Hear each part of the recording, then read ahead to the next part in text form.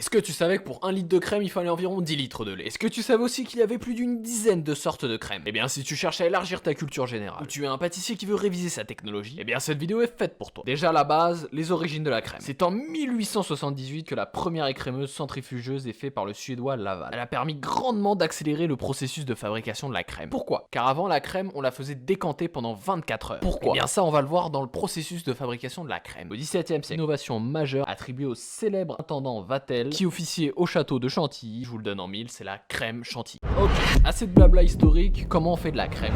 La crème, elle est fabriquée à partir de la matière grasse du lait. Elle va être séparée de ses autres composants par centrifugation. D'abord, le lait est chauffé à 35 degrés et il va être directement versé dans la centrifugeuse. Il va être soumis à une rotation très rapide à l'intérieur d'une cuve et c'est à ce moment-là que les molécules d'eau vont se séparer des molécules de gras. La force centrifuge va accélérer la séparation des composants du lait. Les plus lourds comme l'eau vont gagner les parois, tandis que les plus légers, les corps gras, vont se rassembler au centre. Ça va être la crème. Selon qu'on prélève la crème plus ou moins proche de l'axe de rotation, donc de l'intérieur de la centrifugeuse, la crème sera plus ou moins riche en matière grasse. On va obtenir d'un côté le lait écrémé et d'un autre la crème. Et c'est pour ça que je vous disais que les anciens faisaient décanter la crème. Car quand ils n'avaient pas cette super machine, ils laissaient tout simplement reposer le lait pendant 24 heures. Et la gravité faisait tout simplement le travail. Les molécules de gras étant plus légères que les molécules d'eau, elles remontaient à la surface et on avait juste à récupérer la crème. Bref, revenons à notre centrifugeuse. À la sortie de la centrifugeuse, sauf pour celles qui sont destinées à rester crues, la plupart des crèmes sont pasteurisées à 98 degrés pendant environ 30 secondes. On est ainsi assuré de la destruction des germes et de l'inactivation des enzymes, tout en conservant les qualités organoleptiques de la crème. Une fois la pasteurisation effectuée, deux choix s'offrent à notre crème. Soit elle va devenir une crème fraîche liquide, soit elle va devenir une crème fraîche épaisse. Pour la crème fraîche liquide, rien de plus simple, une fois la pasteurisation effectuée, elle est conditionnée, mise en chambre froide et elle va être vendue ainsi. Pour la crème fraîche épaisse, c'est un petit peu plus compliqué. Une fois la pasteurisation effectuée, on va rajouter des ferments. Ces ferments vont agir sur la crème. Ils vont modifier sa texture, son épaisseur, son acidité et même son goût. C'est ce qu'on appelle l'étape de maturation et la maturation va s'effectuer entre 12 à 18 degrés. Une fois cette étape faite, elle va être conditionnée, mise en chambre froide et vendue. Et en début de vidéo, je t'avais dit qu'il y avait plus d'une dizaine de sortes de crème fraîche. Et ben on va les voir maintenant. Mais juste avant, un rapide coup d'œil sur la composition de la crème. Là, on va prendre une crème fraîche 30% de matière grasse, la plus classique. Mais n'oubliez pas qu'il peut y avoir des 15, 18%, 40%. Ce sera à vous de regarder les étiquettes. Mais pour une crème fraîche 30%, il y a 64% d'eau, 30% de matière grasse, 3,5% de lactose, c'est le sucre du lait, 2,5% de caséine, c'est une des protéines du lait, et des vitamines, vitamines A, B et D. La première crème fraîche la plus classique, c'est la crème fraîche. Elle est pasteurisée à 90 degrés pendant plus ou moins 20 secondes. Elle comporte minimum 30% de matière grasse et 12 à 20% pour la crème légère. Elle a une consistance épaisse ou liquide, elle a un léger goût acidulé et on l'utilise bien souvent pour les flancs, pour les appareils à crème prise salée ou sucrée. Ensuite, on a la crème longue conservation. Elle va être stérilisée à 115 degrés pendant plus ou moins 20 minutes. Elle comporte 30% de matière grasse minimum, elle est sous format liquide, elle n'a pas le goût caractéristique de la crème fraîche car elle a été stérilisée. Elle est très couramment utilisée pour la chantilly car elle n'a pas de goût, pour les sauces réduites en cuisine. Ensuite, on a la crème crue, comme son nom l'indique, aucun traitement thermique. Elle est 30% minimum, mais elle va plus osciller autour des 35% de matière grasse. Elle est liquide et plus le temps va passer, plus elle va s'épaissir à cause des ferments. Vous vous doutez bien, avec toutes les bactéries qu'il y a dedans, sa conservation est très limitée. 3-4 jours maximum. Elle est de plus en plus rare car de plus en plus chère et très difficile à se conserver et elle est bien souvent utilisée par nos grands-mères ou dans une cuisine traditionnelle. Ensuite, nous avons la crème sous pression. Elle est soit pasteurisée, soit stérilisée. Elle contient 30% de matière grasse ou 15 à 20% pour les allégés. Elle est sous format liquide et elle contient 75% de crème et 15% de sucre maximum. S'il y a du sucre, vous vous en doutez bien, c'est pour la chantilly. Ensuite, nous avons la crème aigre. Celle-ci est pasteurisée et contient 16 à 21% de matière grasse. Elle est sous format épaisse et elle est dite aigre car on a poussé la fermentation des bactéries. Attention, elle n'est pas pourrie, mais son goût sera plus fort et plus reconnaissable. Elle peut être utilisée dans certains gâteaux ou tartes où on a besoin de puissance aromatique. Et enfin, la dernière, la plus prestigieuse, la crème d'Isigny. Elle est pasteurisée, elle contient entre 35 à 40% de matière grasse, elle est sous format épaisse et c'est la seule crème AOC